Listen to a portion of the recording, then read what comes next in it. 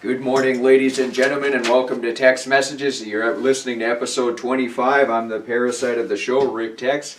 We're glad to have you here. It's Tuesday morning, April 24th, 2018. Broadcasting out of Elk River, Minnesota. Looks like we got some pretty nice conditions outside today. Yeah, the last 3 days or so, I had to definitely had to get outside and enjoy the weather because, hey, you never know if it could be the last day of spring or of summer or not, based on, the winter that went into late April and just the second largest snowstorm of recorded history occurred, this past April, or, April 14th or 13th, whenever it happened. Yeah, probably, well, it started April 13th, then April 14th, it piled on another 8 inches, so yeah, it was just a big mess. But we're back again, running on 8 cylinders, so hopefully we'll be able to make Elk River great again. That being said, ladies and gentlemen, we're at the quarter century mark, so we're just glad to be moving forward here. Seems like there's something wrong with the lighting, but you know what it is, ladies and gentlemen, actually, now that we've actually have the sun rising when it should, as opposed to cloudy conditions, so what happens is the sun will rise, and I'll wake up and it's 7 a.m. or whatever, but, if you have a south-facing window, you wake up when the sun comes up, so then, yeah, I mean, if you gotta wake up at 4:30 in the morning, then, yeah, I suppose you would need an alarm clock for that. But if you just get up when the sun gets up and then go to work or do whatever you need to do, then it's not a big deal. You know what I mean? So, so the sun is in a different orientation, so it's not. So normally, I'll see lighting over in the corner here and a little bit more in the corner, and then there'll be not really some light shining through these windows, but it'll be from a different angle. So that's why, if things seem a little off today, that's probably why. I mean, yeah, maybe from the perspective of the camera, the lighting probably looks very similar to what it has in the past, but it's creating some weird electromagnetic effects in my neurological processes that'll make things seem a little bit different today. And, of course, the last 3 days have just been an explosion, too, of just trying to stay busy and enjoying the great outdoors and getting ready for for our 1 month of summer, or whatever the case may be, just to moving around a few clothesline poles, maybe tilling up the garden, moving some junk around. Because this is really the first day since probably October, or probably actually since December, that the ground is cleared off and that you can actually do stuff outside. And the ground is pretty thawed out too, so you can dig it up and everything too. Which we're going to have to do pretty soon when we move those indoor plants outside and have hundreds of plants to obviously grow your own food as well. And it's not hard to till your own garden too. Just grab a shovel or a spade, that some people call it, and then just start digging it up, flip it over. It's pretty simple stuff to do. If you have back pain and all that junk, then wear one of those weightlifting belt deals. That helps a lot.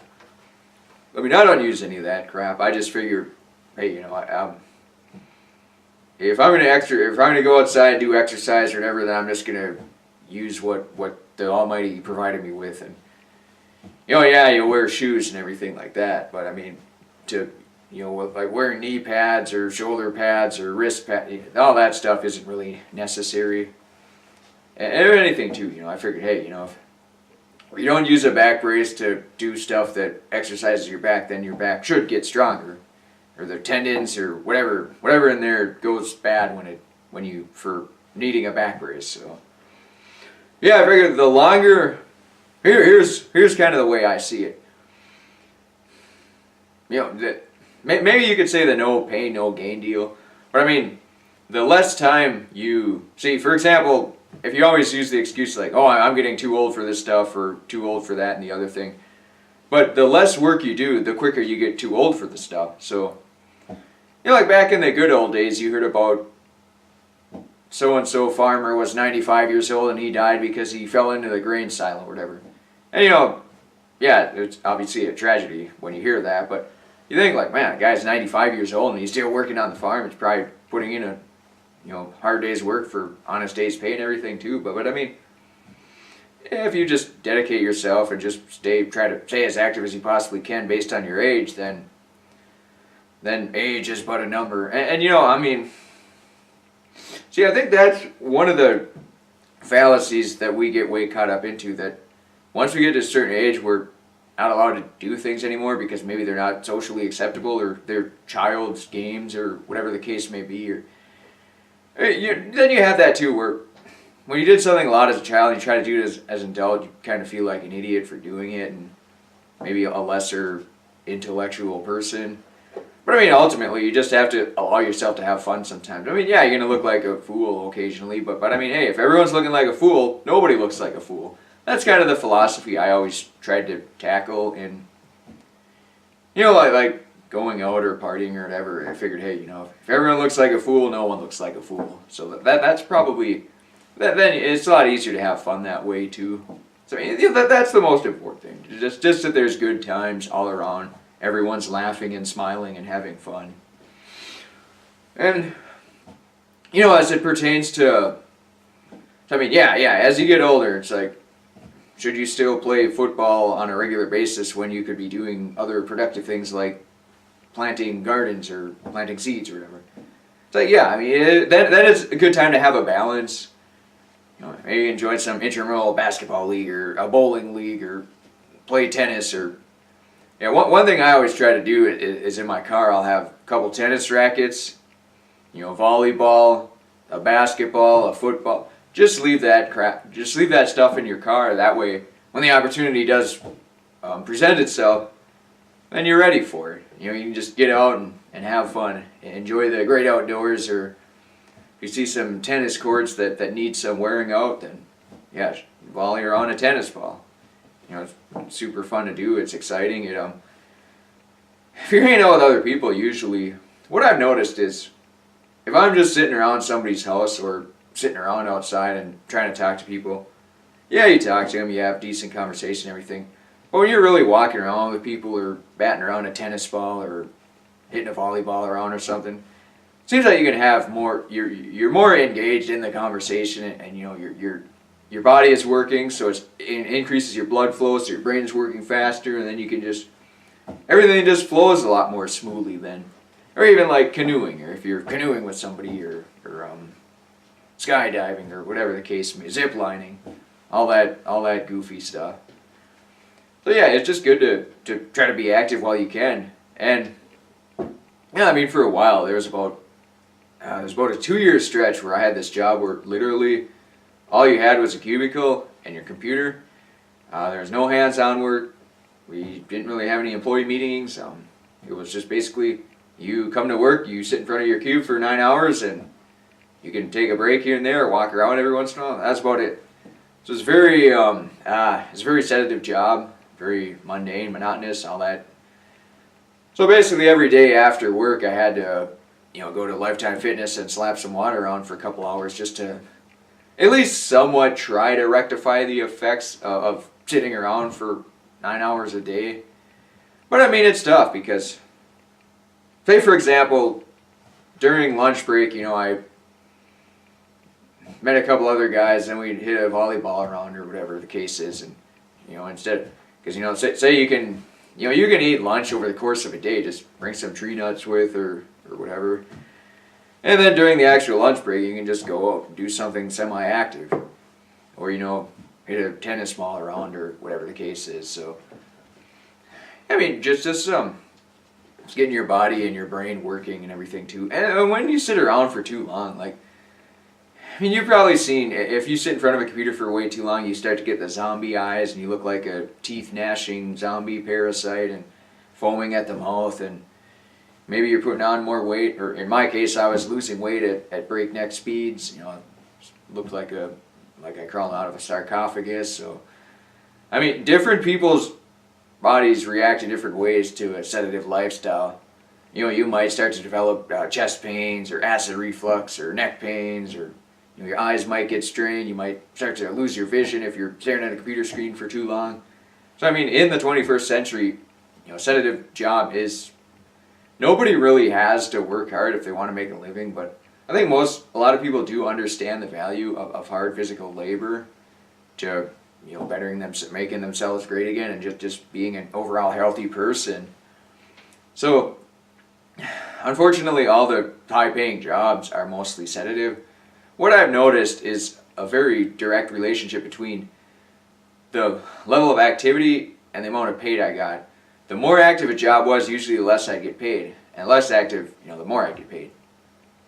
So I mean, if I was working in at the Tough Guy metal factory, I think back then it's like $11 an hour, but they kept cutting our wage. They made some phony excuse like the economy was going bad. That was around the .com era, but yeah, I mean $20 an hour, 11 whatever. So you didn't get it really wasn't that much pay.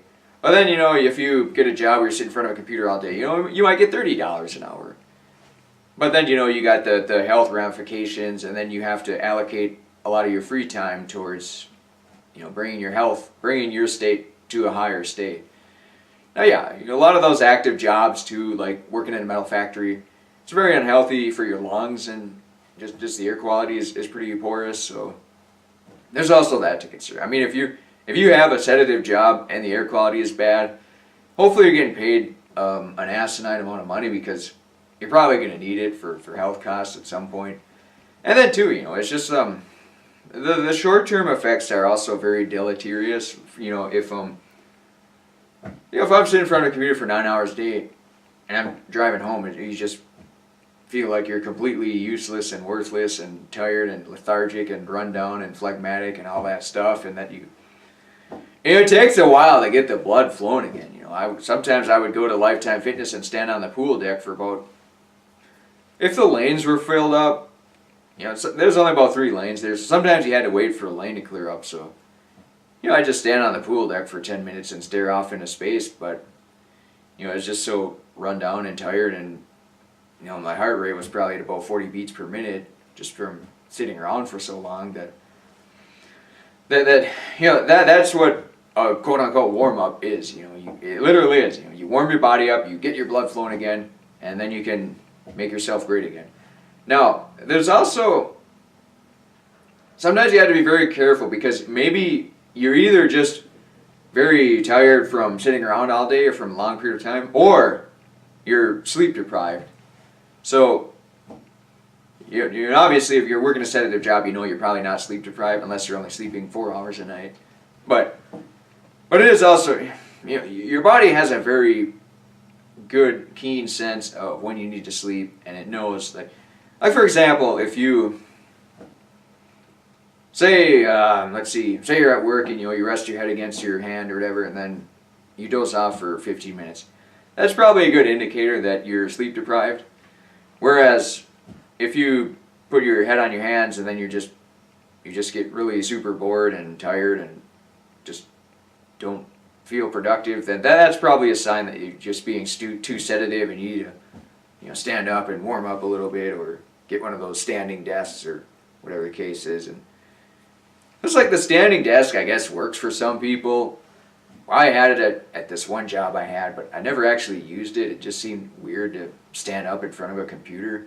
I mean, yeah, I know it seems weird to stand up to do this show, ladies and gentlemen, but it's just, to be more serious and focused and concentrated on the task at hand, I felt that standing would be the superior method. However, when you're working on a computer and you're doing this elaborate, intricate computer programming or running some test files or procedures and all that goofy stuff, then it seems like you want to focus all of your energy on that rather than your energy on standing up, for example. And it's just trying to be comfortable so that you can parlay all your thoughts and minds and hearts and souls into your computer work, or whatever other desk job. Maybe you're assembling electrical boxes or something like that.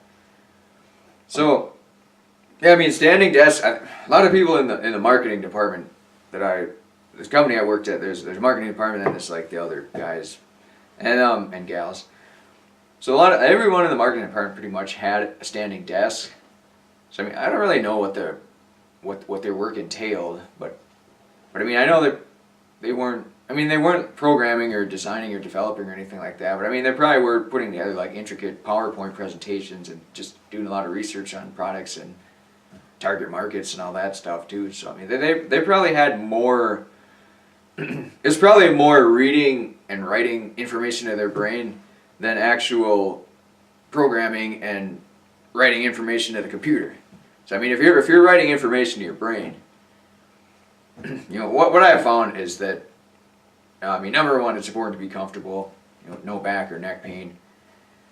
And number two is just have a nice, quiet environment. That one thing that I noticed is, see, back when I actually read a lot of books, if I was in my parents' basement, it was mostly dark and I mean the walls were painted as you saw in episode 5, but the lights did not reflect a lot, so there's a lot of shading.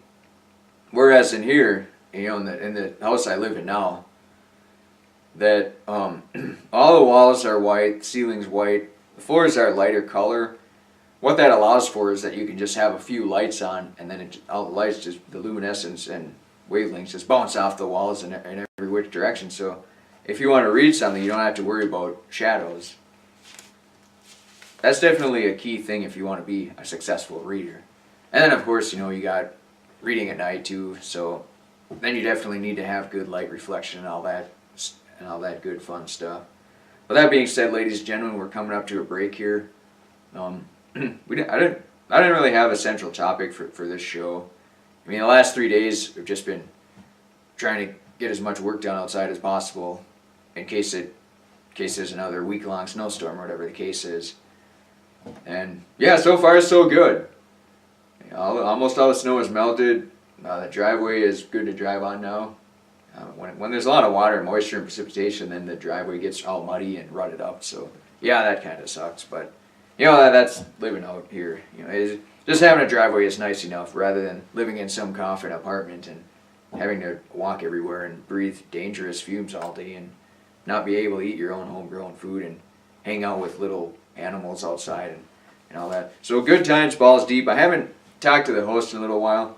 Hopefully I'll be able to get my car parts today from Majestic Honda and then fix the car and probably maybe meet up with the host of Good Times, Balls Deep then, and then hopefully I'll maybe be a catalyst to getting that show off the ground and into liftoff. But we'll see. I'm still super pumped and exhilarated about the prospects of the show.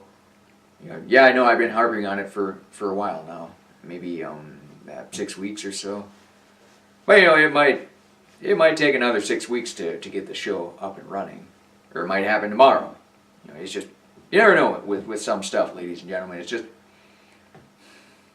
between the producers, me, and the host of Good Times, Balls Deep, and all these guest hosts too, it's hard to come to a general consensus. Because I mean, with this show here, I came up with the idea. I conferred with the guy who ran the public access show back in the good old days that had hit ratings and everything. He thought it was a good idea. So yeah, basically I figured, all right, I'll just.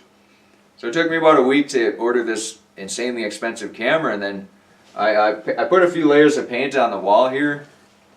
I got the pulpit. I already had the pulpit. I had a little TV set on it, so I just wheeled it into this room here. And the laptop, had that for about 10 years. So I got some lights here too. They're like those industrial lights that are very bright. Haven't had to use them yet, but maybe someday. Now they're just there to look good, basically. But yeah, I mean, to run the show is just turn the camera on and start saying stuff. But by Good Times, Balls Deep, it's going to be more elaborate and intricate. It's probably going to be actual editing. And one of the ideas that he pitched to me was he would be interviewed by Congress and provide his answers. But it's like he would dub his answers over the actual person that was being interviewed by Congress. So it would be he could answer the questions for them to provide his perspective, or just to provide the actual answers that. So what happens is when Congress interviews these people, they're usually just up to no good chicanery. So the host of Good Times, Balls Deep would provide the actual true meaning behind what they're saying or implying. So I think that would illuminate a lot of you, the ladies and gentlemen at home, as to what's going on with our society as a whole. And yeah, it'll probably be more current event, political topics. Judicialwatch.org, that's one resource that he utilizes a lot. So yeah, that being said, ladies and gentlemen, you're listening to Text Messages. I'm the parasite of the show, Rick Tex. We'll be back in 3 minutes.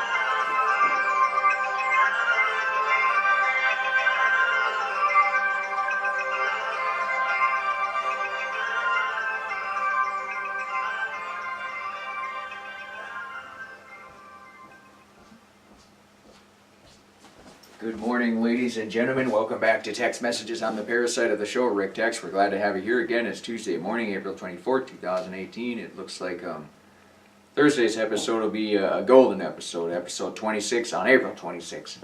Probably won't have anything special for it, but maybe we should, but probably won't. I'm sure it'll just be another standard show and maybe present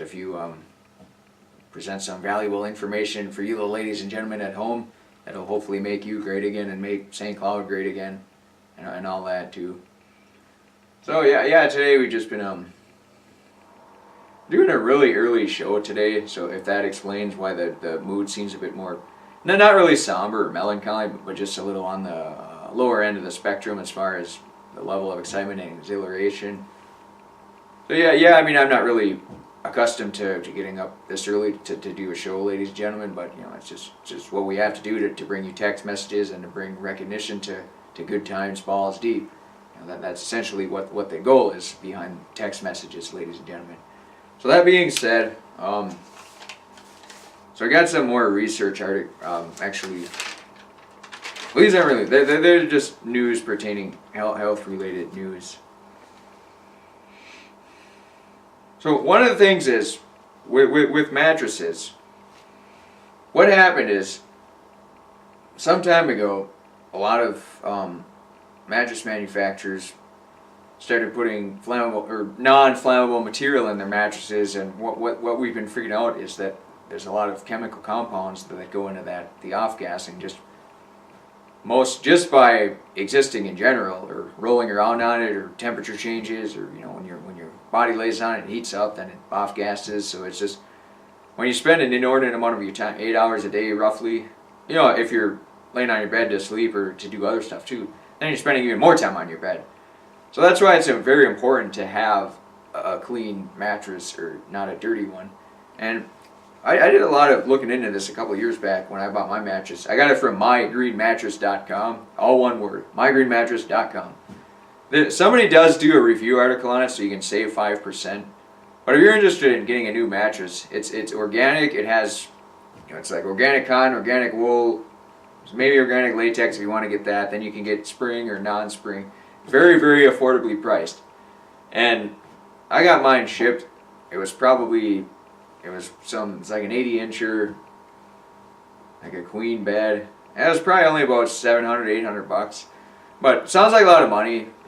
If you went to a regular Home Hoy Furnishing or whatever, or Becker Furniture World, it's probably going to be in the a few $1,000 range that a new mattress costs. So mygreenmattress.com is definitely an outstanding resource for if you're going to buy a new bed.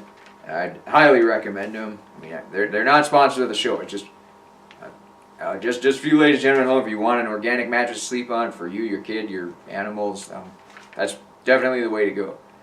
And I looked into it a lot. I looked at a lot of websites, a lot of reviews, a lot of valuable information.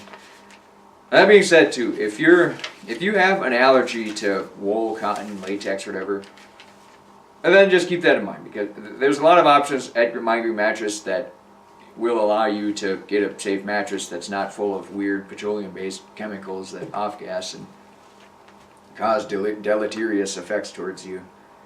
So, to do a little bit of deep diving in here, the toxic mattresses nowadays, especially, pretty much all of them at any brick and mortar place are going to have all the non-flammable materials in it, because by law they have to. And actually, there's something a few years back. There was a lot of firefighters they thought they were getting cancer because when the mattresses actually did start on fire, they would off gas, and then the firefighters would breathe that in. So I was hoping there'd be some type of movement to sort of eradicate the toxins from the mattresses, but it appears that it hasn't really been the case, or it just hasn't been in news articles that I've been looking at too. I mean, just because I don't recognize something doesn't mean it's not happening. You got to deep dive oftentimes for a lot of this stuff. So toxic mattresses contain toxic chemicals, man-made petroleum byproducts, carcinogenic flame retardants. And that goes for everything, the conventional inner spring, polyurethane foam, memory foam, gel, synthetic latex, and to break down each one individually, the polyurethanes, they contain the crude oil polymer joined by carbonate links. So what happens is that has a whole bunch of little cells inside of it, and when the cells break, then it sort of off gases these VOCs, which is volatile organic compounds. Some people are more or less susceptible to it. I mean, the guy at My Green Mattress, he said his daughter had a really bad reaction to a mattress once, so then he just decided to do organic mattresses and make them himself. He has his own factory and everything too. That's why he's very reasonably priced, and that's why I highly recommend him. He's just a good old American guy doing honest day's work for honest day's pay. It's not some weird corporation with 500% markup with some commission salesman trying to force a mattress onto you. Just some honest guy that sells mattresses, so he's a pretty cool guy. Now, let's see. So we have polyurethane, the crude oil polymer joined by carbonate links. And we have gel foam, which is made by baby oil, which is mineral oil, that coats the skin and inhibits toxic expulsion. And it transfers heat. The gel foam transfers heat, which causes more release of toxins. So mineral oil, baby oil, mineral oil, which is... See, the thing with baby oil, it is petroleum based, so I don't know if there's more or less clean sources of it, but it's there might be a warning on the package that says, this could be dangerous, or if you eat it or whatever it is. But see, what you generally want is when it says it coats the skin and inhibits toxic expulsion. When you sweat, your body is, well, number one, it's trying to release heat in that situation. But when you perspire just on a regular basis, the body is trying to get toxins out of your skin. Now, if you put weird chemicals on your skin like makeup or eyeliner or whatever that, or if you look like one of those people that dips your head in wax and like your face is all, like you rubbed a candle wax on your face, all that stuff will absorb into your skin. So, it's like, if you drink rat poison, for example, your body has to get rid of it really, really quickly. So, it can get rid of it through your mouth, through vomiting. So think of it that way. So, if you put stuff on your skin, it'll suck it in, and if it determines that it's toxin, it has to try to remove it right away. But maybe the damage is done already. And that's usually how, I don't know, bloodborne illnesses or whatever, just expels it through your skin. Your body has a few ways of getting rid of toxins. Whether it's through fecal matter or through sweating or urinating or vomiting. So those are about the four most obvious ways that I can think of. There might be some other weird, exotic ways too that just aren't readily apparent to an individual of my scholarly caliber. Alright, so getting back to the baby oil here, the World Health Organization, WHO, classifies untreated or mildly treated baby oil as a group 1 carcinogenic to humans. Highly refined are allegedly not carcinogenic, so whatever that means, I guess just, just know what kind of baby oil you're getting, mineral oil. A while back I had this deal where it was an ultrasound machine. It would pulse 100 or pulse 1 megahertz waves into your body or into your bones. It was a bone healing device. So you had to slap some mineral oil on you so that it made that electrical connection between your skin, the metal conductor on the device and your skin. It had to have the flux between it so that the waves could flow from the device through your bones, and the mineral oil was how it did that, because your skin is basically just a resistor. So you got to slap the mineral oil on so the mineral oil can absorb and suck and go into your skin, and then you can shoot the waves in there. So yeah, this stuff does get in your body, so make sure it's very healthy for you. It is weird to think things you put on your skin can absorb into it. You think it'd just sit there and eventually dry off or go off into the atmosphere, whatever the case is. Alright, that being said, so synthetic latex, there's organic latex and there's synthetic latex. Organic latex, you can, there's trees in Brazil that'll have that, or other places probably closer to the equator. Like rubber tires, they come from, they get their compounds from trees or whatever, but most rubber is probably synthetic nowadays. It's just cheaper to manufacture, it's easier. I'm sure they don't really care too much about poisons and toxins and all that. So the thing with a lot of these companies is if they have a product that provides a slow death, it minimizes the chance of lawsuits. If you're putting rat poison inside baby formula and children die instantly, you're gonna get sued and your company isn't gonna run anymore. But if you just put cheap, subpar quality ingredients that, the kid is still gonna survive and live and everything, but they're gonna be weirdly sick or ill or stunted growth and all that. The company say, well, you can't definitively prove it was the result of the baby formula. So that's why these pernicious forces are so dangerous, and it's so vital for you to recognize and just to use common sense, because a lot of the scientists out there don't conform with common sense. They'll twist logic and create a lot of circuitous facts that'll make you think that what you're doing is the right thing, when in all reality you're just causing a slow death to yourself or your family. You definitely need to be aware and cognizant of everything you're putting into you and your children and your family's bodies. The synthetic latex has a strong odor from off-gassing than natural latex. And two, if you're allergic to latex, then just avoid it all in general. A memory foam is polyfoam with gel treatment and adds with a viscoelastic polymer to give the foam a gel-like feel in memory. It emits 61 different volatile organic compounds. As far as who studied that, don't have that information readily available.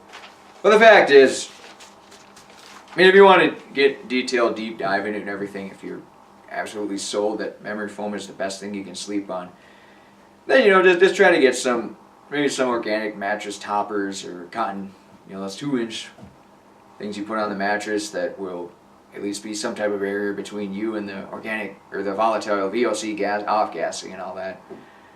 And these mattresses will pretty much off-gas the entirety of their life. If they're a synthetic product, the body doesn't really recognize it. It's just not made to deal with it. Or anything you put on your skin or you come into contact with has the potential of absorbing into you.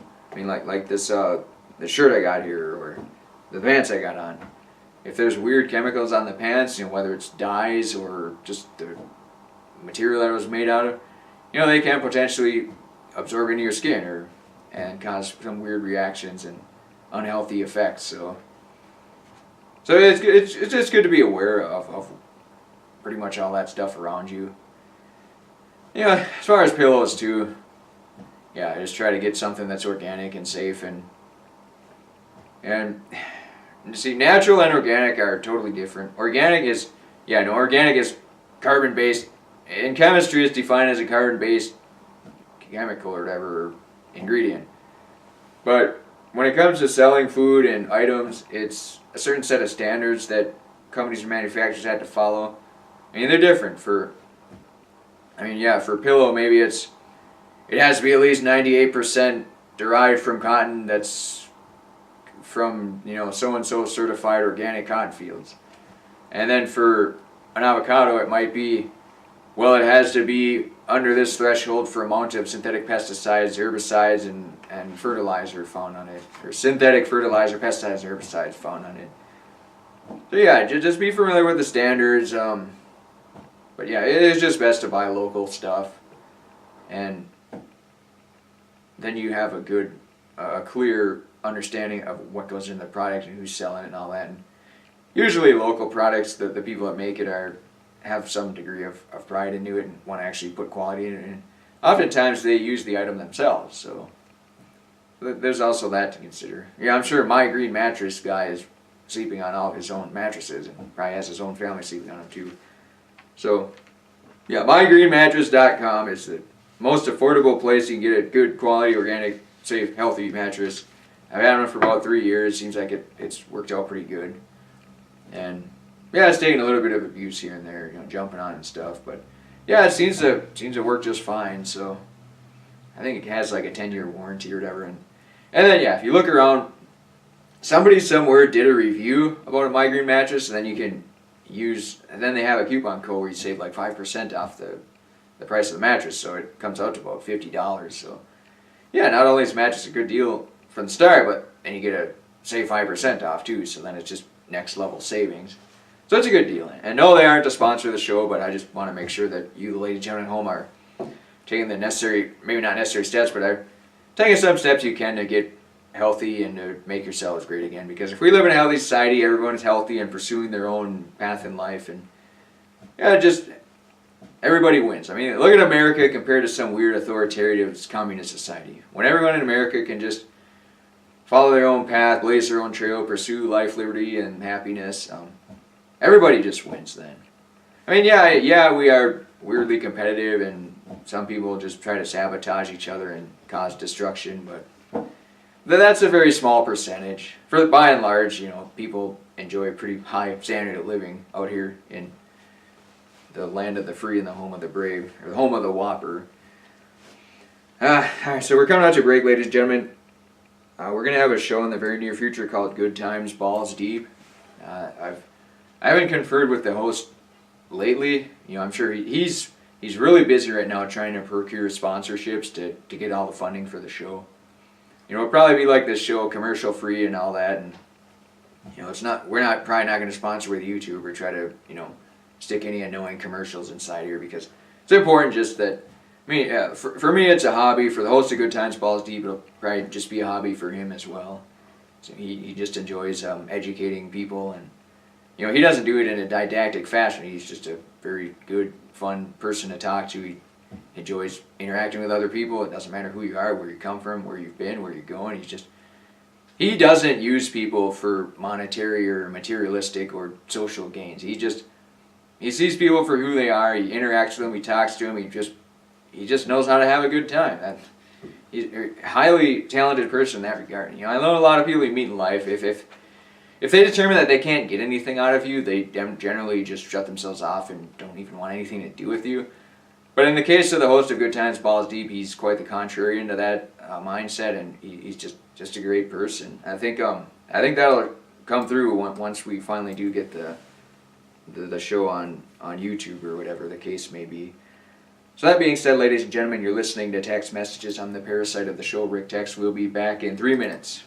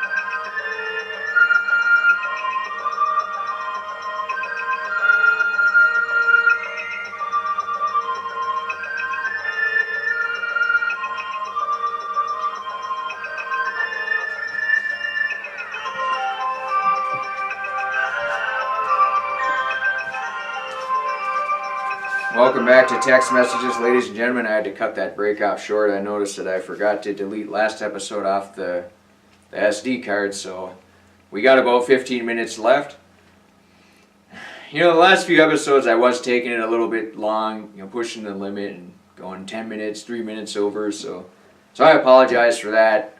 We'll shorten this one up a little bit, and hopefully, we're not, that doesn't mean we're gonna, we're trying to scam you, the viewers at home, or nothing. It's just, I respect your time and everything, and an hour, 3-4 days a week is probably about a good median to operate at. Not too much, not too little. Now, would it be nice to do 20 hours a week? Yeah, it would be, but that's a lot of. There's a lot of good quality talk shows out there that can provide, long-term entertainment in that facet, and we're mostly just focused on static health-related topics, because that's sort of what I, maybe not what I excel at, but what I've empirically observed in most of my existence. Pretty much a lot of things I consider now are health-related. The flooring in a house, for example, will it have a lot of formaldehyde, or will it be dangerous, or will it off-gas and create toxins in the air? Or, the windows you have, which ones allow in more healthy UV, or more healthy sun rays and all that stuff. So, am I an expert? Do I have some PhD in healthy stuff? No. But pretty much everything that I consider is health-related. So that's why I tend to focus on that a lot. It would be fun to talk about current events, politics, religion, and probably will at some point, in some capacity, at some time in the future. But for now, it's important just to focus on health, because if you, ladies and gentlemen at home, are healthy viewers and listeners, then you will be able to listen more intently and clearly, and focus and concentrate on the text messages at hand, and just make yourselves great again and provide better interaction and dynamic interplay with the show, and hopefully provide some excellent suggestions or inquiries, or maybe I should read this, that, and the other thing, or anything. Just being good people is the most important thing. I mean, the last thing we'd want is to have a bunch of viewers that can't think for themselves and want to go and cause a bunch of trouble and be bad people and do evil acts and commit bad deeds on other people. So as long as you're healthy, you're satisfied where you are in your life, you're utilizing your God-given talents and making yourself great again, and making your communities great again, then we've partially achieved the objective of text messages here. And of course, it's to plug Good Times Balls Deep, which will hopefully be happening in the very near future. The wait is definitely worth it. So I mean, yeah, I know some of you, you're probably getting a little antsy, which is understandable. Like I've been pretty exhilarated with the prospect for quite a while now, and certainly that exhilaration hasn't waned any. It's if anything, it's maybe picked up more steam just hearing the good ideas from the host of Good Times Balls Deep, and how serious he is about procuring sponsorships to provide adequate funding so that he can make St. Cloud great again. Yeah, I mean that's just the goal, to make your communities great again. Because as an individual entity in this world, you just try to do your part. Not too much, not too little. As long as you have some sense of purpose and belonging, then everything else seems to just fall right into place, like a puzzle piece. Yeah, just think of us as a giant puzzle. Your community is a big puzzle, so you just want to put it all together. And it's good to have these isolated, modulated voices or shows, because if there's just CNN or NBC that has all the news and the talking points, then it just creates, when you have that centralized power, it's just ripe for tyranny and just for bad people to garner control and just to cause a big ruckus, basically. So if you have several thousand individual voices amongst the country, most people that do have a voice and a thought, an independent thought for themselves, what I've noticed is when I actually talk to people on the streets, most of them think pretty logically and utilize a lot of common sense, and most of them are a lot smarter than me too. So it's just a great way to interact with people. I mean, if you get caught in the rabbit hole of just sitting at home and watching TV or Fox News or CNN, then you tend to have a very negative impression of just society in general. See, one of the things that I noticed too is that a lot of good people that I met in my life, they've had maybe not unfortunate circumstances happen to them, but prior to me knowing them, they were castigated or belittled, and they're just made out to look like bad, horrible people. So I kind of thought that, that's not to say that if they are bad people, I just gravitate towards them. But I knew that they were probably wrongly accused in the trial of public opinion. So when I actually did talk to them and interact with them, they seemed like really good, cool, awesome people. And there are some people I meet where they might have 24 pictures on an arrest report or something, but they're actually really great people.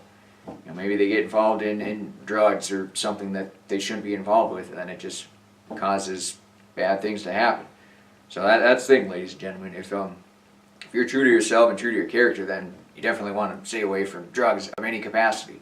Pharmaceuticals, illicit, cocaine, even drugs like sugar. Sugar is probably one of the worst drugs in our society today. I think sugar is probably the most destructive drug because it's readily available to children off the shelf in colorful packaging. So, hopefully someday I will come after them, the corporations that are utilizing those tactics to sell to children and poison them and to just make society into lesser people. But we're not quite ready for it yet. But someday I will absolutely do that. But one of the things, and some of the talks, if you go on YouTube and look up random podcasts, whatever, most people are very common sense oriented, and they don't really have people that are just talking off the cuff without teleprompters are very, very smart people, and everything they say makes perfect sense. So it's just a sigh of relief, because when I got too swept up into watching back when I lived with my parents a while back, we had cable TV, so I'd watch Fox News and CNN occasionally here and there. And even nowadays, when you come across news articles, they're just all negative and so and so got murdered and this guy is horrible or this president is horrible. And then you actually look into the said accuser that's doing bad things, and you find out that maybe they really aren't such a bad person. It's just that the illustration or the narration of them can be spun to make them look like such horrible, terrible, awful people. But in all reality, you have to wonder who's ever spinning this as maybe the terrible, awful, bad person. I mean, you can pretty much interview anybody for an hour and make them look like complete buffoons. The Ultimate Warrior, there's a video out there called The Ultimate Confession, and obviously it's done in jocular fashion, but similar tactics like that are consistently implored by pretty much any national news media when they're interviewing people that they don't really like or that they don't fit their corporate profit-making agenda. It's very disheartening to know that there's companies out there that exist off of just scamming people and trying to screw people over and have people grab their ankles. And if everybody recognized it and realized it, we still have government bodies that protect them too and everything. So it's one of them deals where it's probably never change comes slowly. I mean, look at the United States compared to China, for example. I mean, China, just everybody bows down to their master, and I'm sure there's good people that live there, but just to allow authoritarian to run rampant like it does, and communism and all that, it's really sad to see that there's so much potential for just humanity in general, yet people just allow their leaders to step on them and crap on them. And that's definitely probably what made America great in the first place. You had trailblazers that were willing to indulge in individual ruggedism and to do their own farming or do their own hunting and just not depend on government for handouts, or just to not let government come in and squash them and stomp on them and tell them they have to do this, that, and the other thing, or they'll lose their lives basically, or they'll get thrown in jail for a very long period of time. So all the ancestors before us were definitely people that, even though I don't know them personally, definitely people that I look up to. Everyone from the 1776 Declaration of Independence to all the conflicts, War of 1812, World War I and World War II. I don't really know if they were defending freedom, liberty, and the pursuit of happiness and all that. It just seemed like those were just, maybe every war in our history has just been caused by. The leader of Germany and the King of England were basically inbred relatives, so they were supposedly the ones fighting each other, and it's just weird because they're like, all right, we got too many people, let's just have them all fight each other and kill off each other, because it's mostly a dispute between the leaders, yet the leaders are almost never harmed or never in mortal peril. It's just all the lemmings and the plebiscents, like me and maybe my neighbors out here, they're the ones that usually die in those conflicts. And then when you look at who's profiting off it, usually one company profits off of both sides. So you have so-and-so corporation that'll sell a rifle to me and my neighbor, and then you'll have their media telling me and my neighbor to shoot each other, and then our governments will declare that we're at war with each other, and if we don't shoot each other, we're going to get jailed for our life. That's basically how I see pretty much most war in the 20th century and probably the 21st century. Now, I know if now since World War I happened so long ago, it must have been for the good and betterment of society in general. But I'm sure there was just as much chicanery that involved World War I as bombing Syria is today, or going into Iraq after some guys from Saudi Arabia allegedly ran an airplane into some buildings. So just because something happened a long time ago and we don't have a lot of history of it, when you see how things are happening today, you can kind of get a good idea of maybe whatever these history books did write about these conflicts is not consistent with reality or what was actually going on. Now, yeah, I mean, I'm sure a lot of people writing the history books genuinely thought that what they were saying was absolutely right and correct, and that was probably what was flowed down to them from government bodies, but the government bodies probably knew exactly what was going on behind the scenes, and they're just all Machiavellian chicanery, bamboozlement that was just causing a big ruckus. And the best liar is usually somebody who thinks they're telling the truth. So I mean, if I'm lying to you, which I do occasionally, it's all in jocular fashion though. If I know I'm lying, there's usually some kind of tells. But if I'm telling you something that I legitimately think is true, but that's actually a lie, you're not going to know I'm lying. You just have to accept it as truth then, because there's no indicator or tell that you're receiving a reciprocation of the truth, or a deviation of the truth. I think that happens with a lot of our, probably a lot of the media too, because government will create these reports and then they'll send them off to the media and they'll say, hey, you got to report this, because if you don't, we'll take away your FCC license and you won't have White House privilege or any of that kind of stuff either. That's just reality right there. Now, do I have their elaborate pamphlet of how they operate? No. I mean, it's just common sense of living for a very long time. Now, yeah, when I was 15, 16 years old and kind of watched news media here and there and heard what they said, I'd be like, oh yeah, Jesse Ventura, he's kind of a funny guy. He'll never be governor of Minnesota or whatever. And they'll try to say some bad things, but he was really the first one that sort of illuminated the citizens of Minnesota as to what the media is exactly and how they are just out to with their own little agendas and trying to shame people, and they're not bipartisan reporters. Like here on text message, ladies and gentlemen, I'm not bipartisan. I don't want you to be a sick zombie parasite. I want you to be a healthy person. That's my agenda. I want you to be healthy. So I'm not going to say that you should go out and eat, genetically engineered corn and industrial lubricant soybeans if you want to be healthy. I'm going to say, you probably hunt your own food, grow your own food, try to get GMO heirloom plant seeds, try to put good, clean plant food in your soil, use some composting from maybe locally raised pigs or cows, and that'll just try to make you healthy again. And if there's somebody out there that was coming along and said they don't want you to be healthy, yeah, I'd probably have to point out that I don't really think that that's a good idea because of this, that, and the other thing. See, I'm not purporting myself as a neutral onlooker. I definitely have a bias, and it's towards you being great again. So I mean, it's just important to be forthcoming with people instead of trying to lie and hide behind some facade that you're a legitimate news organization. So that being said, ladies and gentlemen, that SD card has probably run out by now. But if it hasn't, I'm the parasite of the show, Text Messages, and we're glad to have you here like always. We'll be back Thursday morning for episode 26. Thank you very much.